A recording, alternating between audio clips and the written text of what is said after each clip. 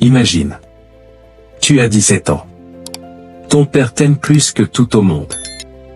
Tu as des rêves, des grands rêves. Des rêves si puissants que tu sais, au fond de toi, que ta vie est destinée à quelque chose d'extraordinaire. Et un jour, les personnes les plus proches de toi, celles qui dormaient sous le même toit, celles qui mangeaient à la même table, celles qui connaissaient tes peurs, tes joies, tes rêves, ces personnes-là te prennent, te jettent dans un puits, discutent du prix de ta vie comme si tu étais du bétail, et te vendent à des marchands d'esclaves. Pas des ennemis, pas des inconnus, tes frères. Peut-être que tu n'as pas été vendu comme esclave, mais peut-être que tu as été trahi par un ami proche, par un associé, par quelqu'un de ta famille, par quelqu'un en qui tu avais mis toute ta confiance. Et peut-être qu'en ce moment tu te demandes, comment Dieu a pu laisser ça arriver? Où était-il pendant ma trahison? Est-ce que ma vie est finie à cause de ce que quelqu'un m'a fait? Dans les prochaines minutes, l'histoire de Joseph va répondre à ces questions avec une précision qui va te couper le souffle. Parce que Joseph n'a pas juste survécu à la trahison. Il a été formé par elle. Et ce que ses frères voulaient pour sa destruction, Dieu l'a utilisé pour sa promotion. Reste jusqu'à la fin. Le message le plus important de cette vidéo t'attend dans les dernières minutes. Avant qu'on commence, si tu connais quelqu'un qui a été trahi et qui n'arrive pas à s'en relever, envoie-lui cette vidéo maintenant. Ce message peut changer sa vie. Et abonne-toi à cette chaîne, clique sur « S'abonner » et active la cloche. Chaque semaine un message comme celui-ci pour te rappeler que ta vie a un sens. Bâtiment classique partie 1. Qui était Joseph? Genèse 37. L'histoire commence. Joseph est le 11e fils de Jacob, mais le premier fils de Rachel, la femme que Jacob aimait le plus. Et Jacob ne cache pas sa préférence. Il offre à Joseph une tunique de plusieurs couleurs, symbole de distinction, de faveur, d'autorité future. Ses 10 frères aînés voient la tunique.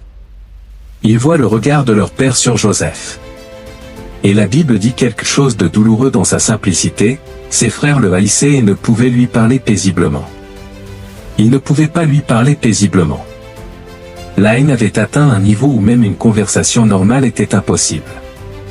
Puis Joseph fait quelque chose qui va amplifier cette haine. Il raconte ses rêves. Premier rêve, nous lions des gerbes dans les champs, et votre gerbe s'est prosternée devant la mienne. Deuxième rêve, le soleil, la lune et 11 étoiles se prosternaient devant moi. Ses frères l'entendent. Et leur haine grandit encore. Maintenant, était-ce une erreur de Joseph de raconter ses rêves? Peut-être. La sagesse aurait peut-être commandé de se taire. Mais ses rêves étaient vrais. Ils venaient de Dieu. Et ils se sont accomplis, à la virgule près, des années plus tard. Ce que ses frères ont vu comme de l'arrogance était en réalité une prophétie. Mais la prophétie dérange toujours ceux qui ne sont pas encore prêts à la recevoir. Un jour, Jacob envoie Joseph voir ses frères qui gardent les troupeaux à Dothan. Et quand ses frères le voient arriver de loin, avant même qu'il soit proche, ils complotent. Voici le maître des songes qui vient. Tuons-le. Ruben les arrête, ne répandez pas le sang. Jetez-le dans ce puits. Il avait l'intention de le sauver plus tard. Mais pendant que Ruben s'était éloigné, des marchands madianites passent. Et Juda dit, que profiterons-nous à tuer notre frère? Vendons-le. 20 pièces d'argent. C'est le prix de la vie de Joseph aux yeux de ses frères. Ils le vendent. Ils trempent sa tunique dans le sang d'un bouc. Ils retournent chez leur père et présentent la tunique. Jacob s'effondre de douleur. Et Joseph, à 17 ans, est emmené en Égypte comme esclave. Symbole de la nouvelle lune partie 2, la descente, quand tout s'effondre. En Égypte, Joseph est vendu à Potiphar, officier du Pharaon, chef de sa garde. Et là, quelque chose d'extraordinaire se produit. L'Éternel était avec Joseph. Dans l'esclavage, Dieu était avec lui. Joseph excelle. Potiphar le remarque. Il lui confie tout. Joseph monte, même dans sa condition d'esclave, il monte. Puis vient le deuxième coup. La femme de Potiphar tente de séduire Joseph. Il refuse. Comment commettrais-je ce grand mal et pécherais-je contre Dieu? Il fuit en laissant son vêtement dans la main de la femme. Et elle l'accuse. Faussement. Mensongèrement. Et Joseph, qui avait résisté à la tentation, qui avait fait la bonne chose, qui avait honoré Dieu, est jeté en prison. Trahi par ses frères. Faussement accusé par la femme de Potiphar. Emprisonné innocemment. 2 trahisons. 2 descentes. Et pourtant, le texte dit encore. L'Éternel était avec Joseph. Dans la prison, Dieu était encore avec lui. Joseph rencontre en prison le chef des échansons et le chef des boulangers du Pharaon. Ils ont des rêves troublants. Joseph les interprète. Le chef des échansons sera rétabli dans ses fonctions en 3 jours. Le chef des boulangers sera exécuté en 3 jours. Tout se passe exactement comme Joseph l'avait dit. Et Joseph demande au chef des échansons, « Souviens-toi de moi quand tu seras rétabli. Mentionne-moi au Pharaon. » Le chef des échansons est rétabli. Et il oublie Joseph. 2 ans. 2 années supplémentaires dans la prison. Après avoir rendu service. Après avoir donné espoir. Oublié. 3 trahisons. 3 descentes. Et pourtant Dieu était toujours avec lui. Ampoule électrique partie 3, ce que la trahison fait en secret. Maintenant arrêtons-nous ici. Parce que la question que tout le monde pose est celle-ci. Pourquoi Dieu a-t-il laissé tout ça arriver à Joseph? La réponse est dans la destination. Joseph devait devenir le second personnage le plus puissant d'Égypte, l'empire le plus puissant du monde connu à cette époque. Il devait diriger l'économie d'une superpuissance.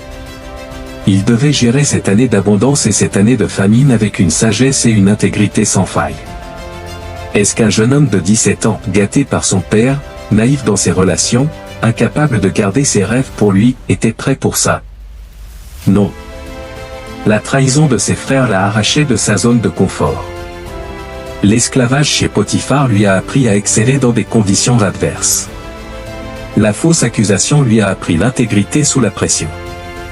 La prison lui a appris la patience, l'humilité et l'interprétation des rêves, la compétence précise dont le Pharaon allait avoir besoin. Chaque étape de sa descente était une formation spécifique pour une responsabilité précise. Les stoïciens appelaient ça « l'obstacle et le chemin ». Marc Aurèle écrivait « Ce qui empêche l'action fait avancer l'action. Ce qui se dresse en chemin devient le chemin ». Mais la Bible va plus loin. Elle dit non seulement que l'obstacle devient le chemin, elle dit que l'obstacle était le chemin depuis le début. Ce que la trahison forme en toi. Elle forme la compassion. Joseph, après tout ce qu'il a traversé, ne devient pas amer, cruel ou vengeur. Il devient l'homme le plus compatissant de son histoire. Quand ses frères viennent devant lui en Égypte, sans le reconnaître, il pleure. Pas de colère. Des larmes. Quelqu'un qui n'a jamais souffert ne peut pas vraiment comprendre la souffrance des autres. La trahison que tu as vécue est peut-être en train de te former à consoler des gens qui traverseront la même chose. Elle forme la résilience. Joseph a rebondi 3 fois. Après la citerne, il excelle chez Potiphar. Après la prison, il interprète les rêves. Après l'oubli, il attend encore. Chaque rebond a renforcé un muscle que la vie facile n'aurait jamais pu développer. Elle forme la sagesse. Les décisions que Joseph prend en Égypte, gérer les stocks de nourriture, organiser la distribution, négocier avec les nations, révèlent une sagesse administrative extraordinaire. Où l'a-t-il acquise? Dans les épreuves. On n'apprend pas à gérer la rareté dans l'abondance. On l'apprend dans la privation. Elle forme l'humilité. Le jeune Joseph de 17 ans racontait ses rêves à tout le monde. Le Joseph de 30 ans qui se tient devant le Pharaon dit, « Ce n'est pas moi, c'est Dieu qui donnera à Pharaon une réponse favorable. » L'humilité que l'arrogance de l'adolescence n'aurait jamais produite. Si ce message te parle, partage cette vidéo maintenant avec quelqu'un qui traverse une trahison. Et abonne-toi à cette chaîne, clique sur « S'abonner » et active la cloche. Tu fais partie de cette communauté maintenant. Globe sur la zone Europe-Amérique partie 4, les trahis qui ont changé le monde. L'histoire de Joseph n'est pas unique. C'est un pattern qui se répète dans les plus grandes vies humaines. Julius César, trahi par Brutus, son ami le plus proche, son fils adoptif. Et toi aussi, Brutus. Les mots les plus célèbres de la trahison dans l'histoire occidentale. La trahison de Brutus n'a pas effacé l'héritage de César, elle l'a amplifié. Son nom est devenu synonyme de pouvoir absolu dans presque toutes les langues européennes. Kaiser. Tsar. César. Martin Luther King Jr., trahi par des membres de son propre mouvement, surveillé et harcelé par son propre gouvernement, abandonné par des alliés dans les moments les plus difficiles. Il a dit, « La mesure ultime d'un homme n'est pas où il se trouve dans les moments de confort et de commodité, mais où il se trouve dans les moments de défi et de controverse. » La trahison n'a pas arrêté King. Elle a révélé qui il était vraiment. Steve Jobs, trahi par le conseil d'administration qu'il avait lui-même constitué, renvoyé de sa propre entreprise. Il a dit plus tard, « Être renvoyé d'Apple était la meilleure chose qui me soit jamais arrivée. » La pesanteur d'être un succès fut remplacée par la légèreté d'être à nouveau un débutant. La trahison l'a libéré pour créer Next, Pixar, et revenir chez Apple pour révolutionner le monde entier. Oprah Winfrey, trahie par un producteur qui lui a dit qu'elle n'était pas faite pour la télévision. Licenciée. Humiliée publiquement. Elle a dit, « Il n'y a pas d'échec, seulement des leçons. » Elle est devenue la femme noire la plus riche de l'histoire américaine et l'une des communicatrices les plus influentes du monde. J.K. Rowling, abandonnée par son mari, rejetée par 12 maisons d'édition, trahie par ses propres espoirs qui semblaient s'effondrer un à un. Elle a dit, « Le fond du gouffre est devenu la fondation solide sur laquelle j'ai rebâti ma vie. » Harry Potter a été traduit en 80 langues et vendu à plus de 500 millions d'exemplaires. Abraham Lincoln, trahi par ses associés politiques, ridiculisé par la presse, abandonné par des alliés dans les moments les plus critiques de la guerre civile. Son secrétaire de guerre l'appelait « ce gorille de l'Illinois ». Il est devenu le président le plus admiré de l'histoire américaine. Le pattern est identique dans chaque cas. La trahison n'a pas détruit ces hommes et femmes. Elle les a formés, révélés, propulsés vers quelque chose qu'ils n'auraient jamais atteint sans elle. Comme Joseph, vendu par leurs frères, pour être élevé à une place que personne n'aurait pu imaginer. Feu partie 5, le moment de la révélation. 2 ans après l'oubli du chef des échansons, le pharaon fait 2 rêves troublants. Cette vache grasse dévorée par cette vache maigre. Cet épi plein dévoré par cet épi desséché. Aucun sage d'Égypte ne peut interpréter ces rêves. Et là, le chef des échansons se souvient enfin. J'ai un souvenir de mes fautes. Il y a un jeune homme hébreu en prison. Joseph est appelé devant le pharaon. Il se rase. Il se change. Il se présente. Et le pharaon lui raconte ses rêves. Joseph répond, « Ce n'est pas moi, c'est Dieu qui donnera à Pharaon une réponse favorable. » Remarque ce moment. Joseph vient de passer des années dans une citerne, dans l'esclavage, dans une prison.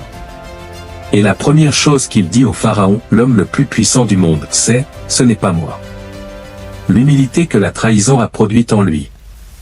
Le jeune homme de 17 ans n'aurait pas dit ça. Il interprète les rêves. Cette année d'abondance suivie de cette année de famine. Il propose un plan, stocker 1/5 de la récolte pendant les années d'abondance pour survivre aux années de famine. Et le pharaon dit quelque chose d'extraordinaire, « Puisque Dieu t'a fait connaître tout cela, il n'y a personne d'aussi intelligent et sage que toi. » Et il le nomme, ce jour-là, second d'Égypte. Seigneur sur tout le pays. Joseph a 30 ans. Il a attendu 13 ans. 13 ans de trahison, d'esclavage, de prison, d'oubli. Et en un seul jour, tout change. Ce que ses frères voulaient enterrer, Dieu l'a couronné. Pierre précieuse participe de la philosophie de la trahison. Les grandes traditions de sagesse humaine ont toutes essayé de comprendre le phénomène de la trahison et comment le traverser. Épictète, philosophe stoïcien et ancien esclave, disait, « Les hommes ne sont pas perturbés par les événements, mais par les opinions qu'ils ont de ces événements. » La trahison en elle-même n'a pas de pouvoir sur ta destinée. C'est l'interprétation que tu en fais qui détermine son effet sur ta vie. Joseph aurait pu interpréter sa trahison comme la preuve que Dieu l'avait abandonné. Comme la preuve que ses rêves étaient des illusions. Comme la preuve qu'il ne valait rien. Il ne l'a pas fait.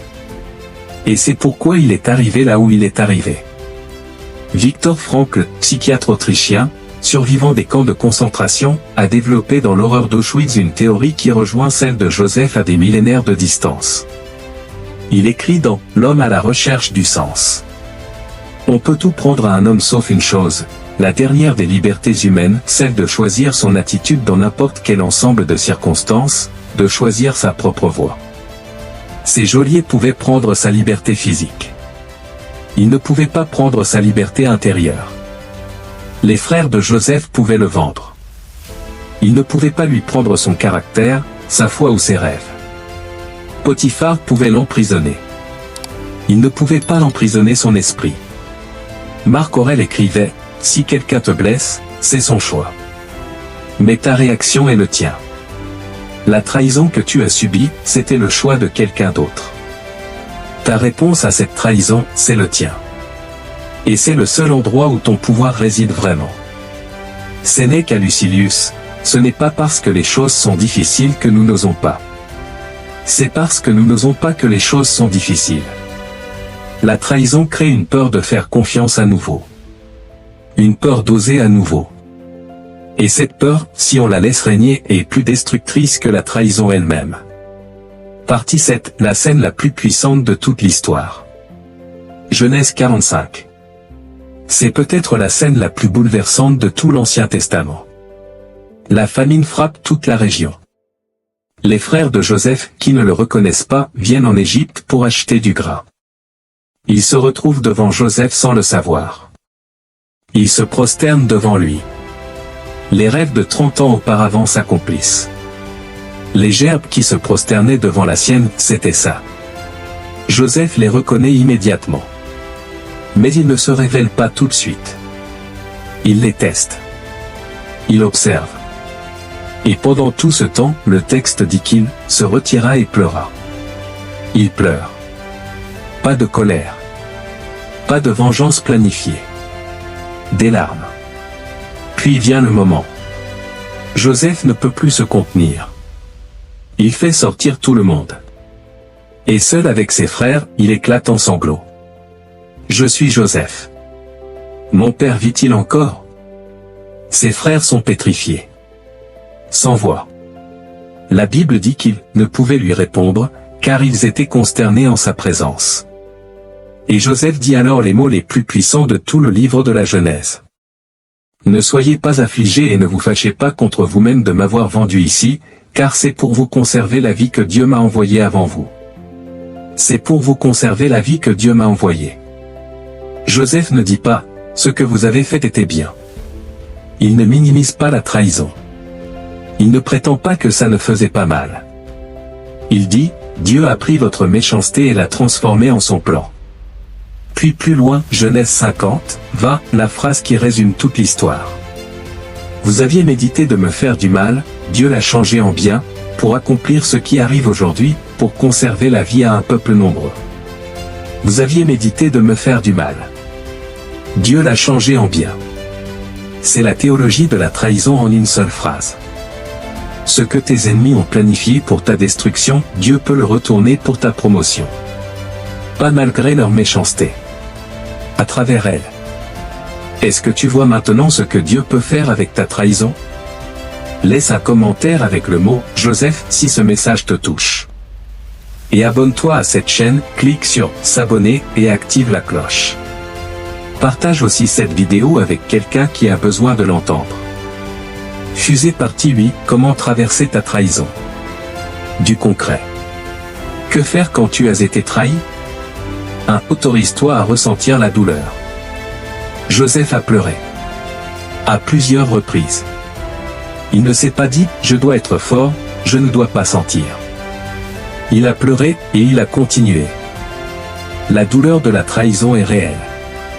La minimiser ne la guérit pas, elle l'enterre vivante. Pleure si tu dois pleurer. Crie si tu dois crier. Puis lève-toi. 2. Refuse l'amertume. L'amertume est le piège le plus dangereux après une trahison. Elle commence comme une réaction légitime à une injustice réelle. Et elle finit par devenir une prison qui t'empêche d'avancer, pendant que la personne qui t'a trahi continue sa vie.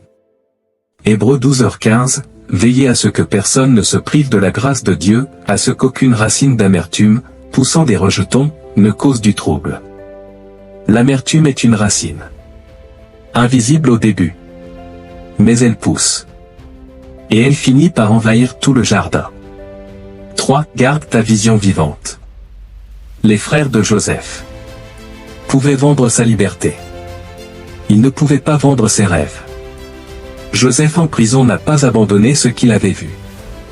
Il a continué à interpréter des rêves, à exercer son don, même dans les pires conditions. Ta trahison ne peut pas voler ce que Dieu a mis en toi. Garde ta vision. Continue à l'exercer, même en petit, même dans l'obscurité. 4. Cherche ce que la saison t'enseigne. Dans chaque station de sa descente, Joseph apprenait quelque chose de spécifique. Chez Potiphar, l'excellence dans l'adversité. En prison, la patience et l'interprétation. Dans l'oubli, la dépendance totale envers Dieu. Qu'est-ce que ta trahison est en train de t'enseigner que rien d'autre n'aurait pu t'apprendre? 5. Pardonne, pour toi, pas pour eux. Le pardon est l'acte le plus mal compris de toute la vie spirituelle. Pardonner ne signifie pas que ce qu'on t'a fait était acceptable. Pardonner ne signifie pas faire confiance à nouveau immédiatement. Pardonner ne signifie pas qu'il n'y a pas de conséquences. Pardonner signifie libérer l'autre de ta prison intérieure, parce que l'amertume t'emprisonne toi, pas eux. Joseph a pardonné ses frères. Pas parce qu'il méritait le pardon immédiatement. Mais parce qu'il avait compris que Dieu avait eu le dernier mot sur leur méchanceté. Quand tu comprends que Dieu peut retourner n'importe quelle trahison pour ton bien, le pardon devient possible. Pas facile, possible. 6. Attends ton jour. Joseph a attendu 13 ans. De 17 à 30 ans. Et en un seul jour, tout a changé. Ne calcule pas ton délai. Ne compare pas ta timeline avec celle de quelqu'un d'autre. Fais confiance au fait que Dieu prépare ta scène pendant que tu attends dans les coulisses. 7. Reconnais la main de Dieu en regardant en arrière. Joseph n'a pas vu le plan de Dieu pendant qu'il était dans la citerne. Il ne l'a pas vu dans la maison de Potiphar. Il ne l'a pas vu dans la prison. Il l'a vu seulement quand il était en face de ses frères, 13 ans plus tard, et qu'il pouvait regarder en arrière et voir comment chaque point était connecté. Tu ne vois peut-être pas le plan de Dieu maintenant. Mais un jour, tu regarderas en arrière. Et tu verras comment la citerne menait à Potiphar. Comment Potiphar menait à la prison. Comment la prison menait au Pharaon. Et comment tout ça menait à exactement où tu devais être. Tes frères t'ont vendu. Peut-être pas littéralement. Mais quelqu'un t'a trahi. Quelqu'un que tu aimais. Quelqu'un en qui tu avais confiance. Et cette trahison a créé une citerne dans ta vie, un endroit sombre, étroit, sans issue apparente. Joseph était dans cette citerne. Et Dieu était déjà en train de préparer l'Égypte. Vous aviez médité de me faire du mal. Dieu l'a changé en bien. Ce que la personne qui t'a trahi voulait pour ta destruction, Dieu peut le retourner pour ta promotion. Ce qu'elle voulait utiliser pour t'enterrer, peut devenir le sol dans lequel tu vas germer. Parce que Joseph n'a pas été vendu à l'esclavage. Joseph a été envoyé en Égypte. La différence entre les deux, c'est le point de vue. Ses frères voyaient une vente. Dieu voyait un envoi. Ta trahison n'est peut-être pas une vente. C'est peut-être un envoi. Vers où? Tu ne le sais pas encore. Joseph non plus ne le savait pas dans la citerne. Mais Dieu, lui, il le sait. Si cette vidéo t'a touché, laisse un commentaire avec le mot « Joseph » juste en dessous. Je lis chaque commentaire. Partage cette vidéo avec quelqu'un qui a été trahi et qui n'arrive pas à s'en relever. Cette vidéo peut être le tournant dans sa vie. Abonne-toi à cette chaîne, clique sur « S'abonner » et active la cloche. Chaque semaine un message comme celui-ci pour te rappeler que ta vie a un sens même quand les gens autour de toi essaient de te convaincre du contraire. Et souviens-toi de cette phrase ce soir, ce qu'ils ont voulu pour ton mal, Dieu peut le changer en bien. À la prochaine. Et tiens bon, ton Égypte t'attend.